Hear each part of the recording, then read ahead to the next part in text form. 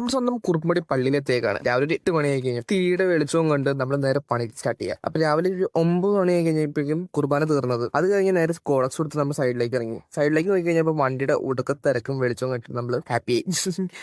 പള്ളിയുടെ ചുറ്റും നടക്കാൻ തുടങ്ങി. വേറൊന്നും കൊണ്ടല്ല, പരിപാടി സ്റ്റാർട്ട് ആയല്ലോ. ഞാനകത്തെല്ലാം സെറ്റ് ചെയ്ത് വെച്ചിട്ടുണ്ട്. ഇത് വേറൊന്നുമല്ല, ഒരു ചെറിയൊരു വാവയുടെ മ്യൂസിയാണ്. നമ്മൾ നേരെ സ്റ്റേജിലേക്ക് പോവാ. സ്റ്റേജ് നോക്കി കഴിഞ്ഞപ്പോൾ അതിമനോഹരമായിട്ട് ഡെക്കറേറ്റ് ചെയ്തിട്ടുണ്ടായിരുന്നു. രാവിലെ ഒന്നും കഴിക്കാത്തതുകൊണ്ട് രാവിലെ അപ്പം ഇഷ്ടം കഴിച്ച് സെറ്റായി. അപ്പോഴാണ് ഒരു കുഞ്ഞു കൂട്ടുകാരൻ വന്നത്.